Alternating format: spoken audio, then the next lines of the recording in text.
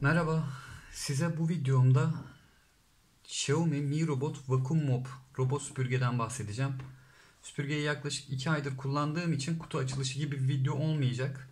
2 aydır kullanıyor olmam eminim sizin için de daha bilgilendirici olacak. Sonuçta bir kullanıcıyım ben de bunun. Süpürge bu şekilde göründüğü gibi. Üstünde 2 tane fonksiyon tuşu var. Bu tuş cihazın start ve stopuna yarıyor. Buradaki tuş da cihazın şarj ünitesine dönmesi için kullanılıyor. Yalnız bu tuşlarla herhangi bir işiniz yok. Siz uygulama üzerinden zaten kontrol edeceksiniz cihazı. Uygulama ile ilgili detayları da başka bir videoda paylaşacağım. Cihazın ön kısmında darbe emici sensörler var. Şunlar. Bu sensör sayesinde cihaz bir engele çarptığında zarar görmüyor. Ayrıca ön panel tamamen görüş sensörleriyle dolu. Çok güzel bir görüş açısı var gerçekten. Şu şekilde. Toz haznesinden bahsedeyim size. 600 mililitre kapasiteli gayet yeterli bir toz haznesi var. Böyle. Gayet yeterli bir toz haznesi. HEPA filtre var. Gerçek HEPA filtre kullanılmış. Ve başarılı yani. Tozu gerçekten hapsediyor. Cihazı her gün kullansanız veya gün aşırı bile kullansanız bu hazneyi dolduramıyorsunuz. Emin olun o konuda. Yani her gün kullanmaya başladıktan sonra zaten yarı kapasite bile belki doluyor, belki dolmuyor. Şu şekilde açıp içine dolan tozları, kirleri de bu şekilde dökebiliyorsunuz çöpe. HEPA filtreyi de ayrıca belli periyotlarda normal süpürgenizle çekmenizi öneririm ben. HEPA filtrenin kullanım ömrü bakımından gayet sağlıklı olacaktır. Cihazın bu kısmında motoru var.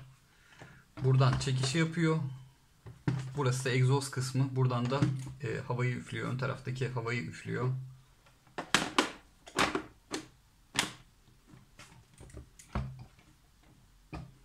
Cihazın alt kısmına gelecek olursak gördüğünüz gibi hareketi sağlayan tekerler mevcut. Kullanım kılavuzunda 1,5 santime kadar engellere tırmanabildiği yazıyor ama 2 santime kadar tırmanıyor. Herhangi bir sıkıntı yaşamıyor. Test ettim bunu. Halıları da rahatlıkla çıkıyor. Halıları süpürme konusunda bir şüpheniz olmasın. Çoğu insan halıları acaba süpürür mü? Halılara tırmanabilir mi? Takılır mı gibi düşünüyor ama herhangi bir sıkıntı yaşamıyor. Burada bir yardımcı fırça var. Bu yardımcı fırçanın görevi ön taraftan süpürge giderken önüne gelen tozları, tüyleri çevirerek buradaki ana fırçaya yönlendirmek. Bunun tamamıyla amacı o. Ardından ana fırçada görüldüğü gibi gayet büyük. Şu şekilde açılıyor. Bu şekilde tek bir parça. Motor buradan yön veriyor. Bu şekilde bir parça. Bunu da belli periyotlarla temizlemeniz gerekiyor.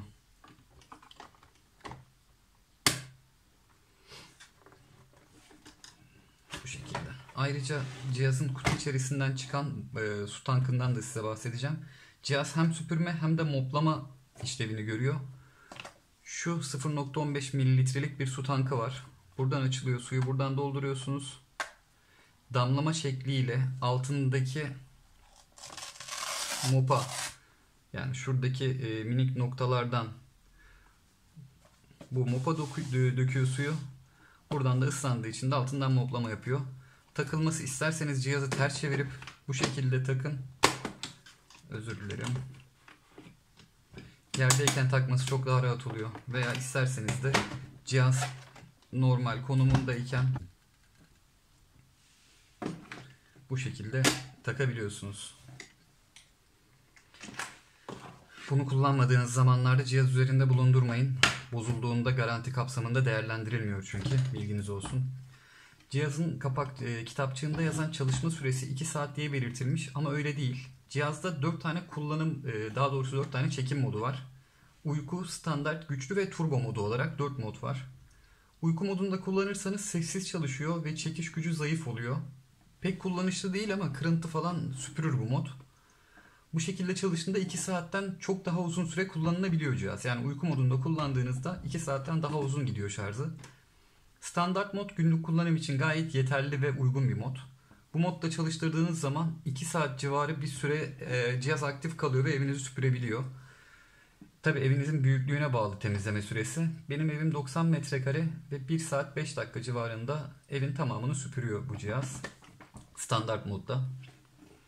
Güçlü modda çalıştırdığınızda ses biraz daha yükseliyor. Çekiş artıyor ve dolayısıyla şarj da çabuk tükeniyor. Yani ortalama süre biçecek olursam güçlü modda ben tam olarak çalıştırmadım. O yüzden ne kadar bir süre gider bilmiyorum ama 1 saatten yine fazla gider. Bir modu daha var, turbo mod. Turbo modda ses ciddi yükseliyor ve çekiş ciddi oranda artıyor. Ama bir halıyı tutup çekmiyor tabii normal bir süpürgede olduğu gibi. Turbo modunda maksimum 1 saat çalıştığını gördüm ben cihazın. Yani 1 saatten daha uzun dayanmaz turbo modda ama gerçekten de iyi çekiyor. Ayrıca yani cihazı standtan çıkarttınız, süpürmeye başladı. Temizliği bitiremeden şarjı %15'e düştü. %15'e düştüğü anda şarj standına geri dönüyor. Şarjı %80 olana kadar şarj oluyor ve ardından tekrar temizliğe kaldığı yerden devam ediyor. Yani şarj standına gidip şarj olup ardından sıfırdan temizliğe başlamıyor. Kaldığı yerden devam ediyor.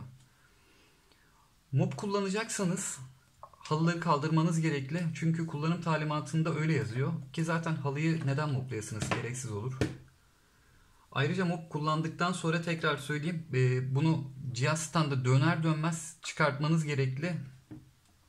Cihazda herhangi bir bozulmaya sebep olursa garanti dışında kalıyor. Bunu da söylediler. Ben satın aldığım kişiden de öğrendim. Ayrıca kullanım kitapçığında da yazıyordu. Daha sonrasında cihazı akıllı haritalandırma ile kullanıyorsunuz. Şöyle oluyor o da. Cihazı uygulama üzerinden başlatıyorsunuz. Cihaz birkaç temizlik yaptıktan sonra evin tam haritasını çıkartıyor ve bunu belleğine alıyor. Sonra temizliklerde bu haritaya göre geziniyor. Ayrıca haritalandırma tamamlandığında siz hangi odayı süpürmek isterseniz direkt o bölgeye de yönlendirebiliyorsunuz cihazı. Gerçekten güzel bir özellik bu. Bazı akıllı süpürgelerde bu yok. Allah ne verdiyse sağa sola çarparak çalışıyorlar. Bunda öyle bir şey yok. S çizerek genellikle evi tarıyor. Ve süpürme işlemini de zikzak çizerek değil, S çizerek tamamıyla her detayı alacak şekilde tamamlıyor. Memnun muyum diye soracak olursanız evet memnunum. Ben toz alerjisi olan biriyim ve bu cihazı aldığımızdan beri her gün kullanıyorum. Her gün aktif olarak kullanılıyor cihaz. Alerjim kullanmaya başladığımızdan beri hiç tetiklenmedi. Süpürürken toz bırakmıyor. Zaten topladığı tozları, tüyleri görünce ne kadar başarılı olduğunu anlıyorsunuz. Moplama kalitesi de gayet başarılı. Bastıra bastıra yapmıyor tabii bizim gibi. Ama yüzeyde olan kiri gayet güzel oluyor.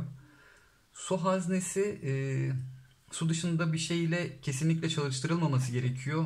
Kullanım talimatında ve şurada da yazıyor. Kesinlikle deterjan gibi malzemeler kullanılmaması gerekli diye. İçinde paslanmaya ve tıkanmalara sebep oluyormuş. Bu da çabucak bozulabiliyor. Her kullanımdan sonra hazneyi boşaltmanıza gerek yok. Onu da söyleyeyim zaten dolmuyor. 2-3 kullanımdan sonra hazneyi boşaltmanız yeterli sizin için. Fiyat olarak ben 2300 liraya almıştım bunu internet üzerinden. Ama şu an yükselmiş durumda. 3000-3500 fiyat bandında geziniyor cihaz. Bu modellerden ben şaşmanızı tavsiye etmem. Yani şu modelin dışında ekstra bir model almanıza gerçekten gerek yok. Çünkü lüzumsuz. Yani bunun daha üst modelini almanın hiçbir manası yok. Çünkü her şey bunda var. Bahsedeceklerim bu kadar. Cihaz ile alakalı sormak istediğiniz veya atladığım başka bir konu var ise yorumlardan bana ulaşabilirsiniz. Cihazın çalışması, uygulama kullanımı ve diğer detaylara hakkında başka videolar paylaşacağım. Bu videoların da devamı için kanalıma abone olmayı unutmayın. Görüşmek üzere.